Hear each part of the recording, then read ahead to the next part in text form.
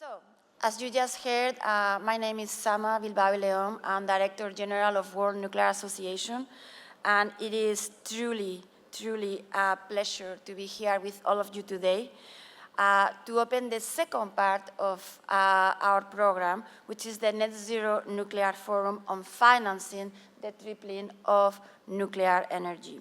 So we started the day with major announcements, right? So we have 14 major global banks and financial institutions joining this coalition of the ambitious, joining the 25 countries that are already committed at COP28 to triple global nuclear capacity, and also joining more than 130 global companies in the nuclear value chain that also pledge to do what is needed to actually deliver this ambitious goal. So we heard this morning very encouraging updates from several of the countries that endorse the declaration at COP28. And of course, we had the leaders of the finance community that just pledged support for 3 times nuclear to actually discuss what are the opportunities, what are the challenges, what is the work that we need to do in order to make this real. And then I would like to highlight one of the things that we heard this morning. This was Her Excellency Eva Bush. She mentioned how, beautiful rhetoric and declarations, they are all very important. They are certainly inspiring to create momentum, but at the end of the day, they will not by themselves build any new nuclear power plants, okay?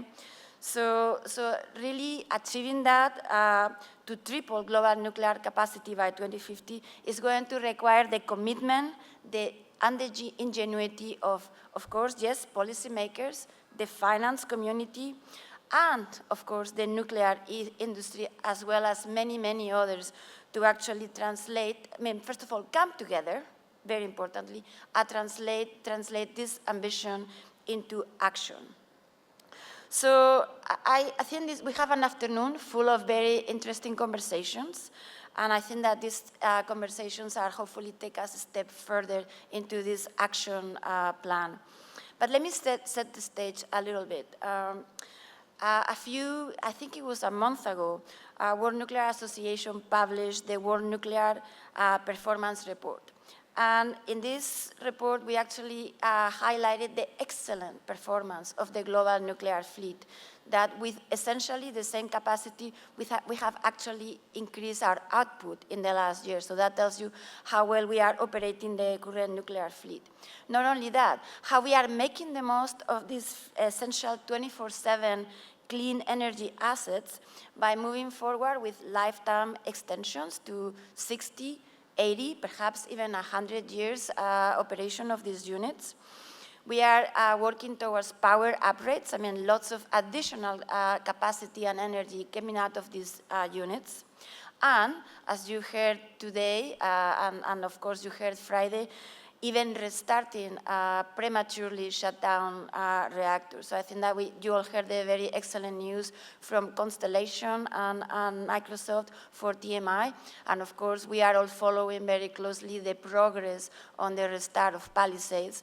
And if I were a betting woman, I think that we will see several of those opportunities coming up. So clearly, that is a fabulous first step. That is short-term, immediate-term actions to actually make the most of this nuclear fleet.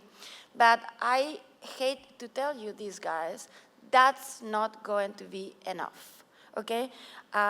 Because when you think about tripling global nuclear capacity by 2050, which sounds like a hugely ambitious goal, it really is nothing more than maintaining 10% of global electricity to come from nuclear energy.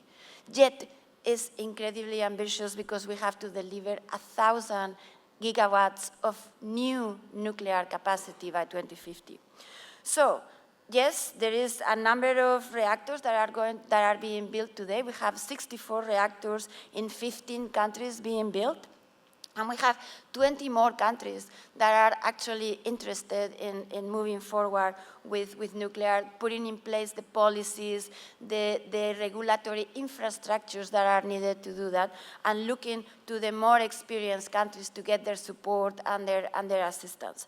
So all that is very good. But as we heard this morning from our finance community colleagues, there is much work that needs to happen. So I'll give you perhaps 2 thoughts to set the stage for the conversations that we will see this afternoon.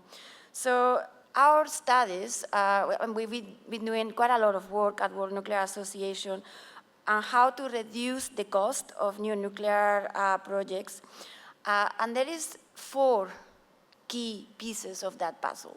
And I know that we will talk about some of them today.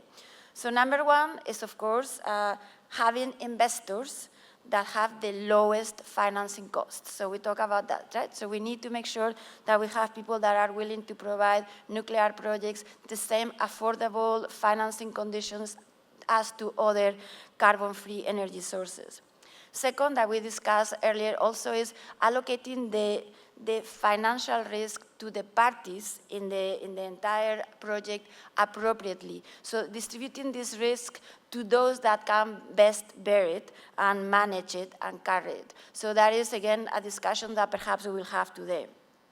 Third thing that we did not discuss today very much, but I think is important to keep in the back of our minds, is having energy markets that are going to reduce the price risk. In other words, we need to know how we are going to get the profit, the income to support these projects. And last, but certainly not least, we need to have best project management, essentially manage the project risk. So this is in part up to us, the global nuclear industry, to deliver these projects on time and on budget. So those are the thoughts that I want to keep you in mind. But I want to say one more thing. I think that the real cost of capital for new nuclear projects are actually lower than usually assumed, and also they can be further reduced through appropriate policy measures. And let me maybe say this very quickly.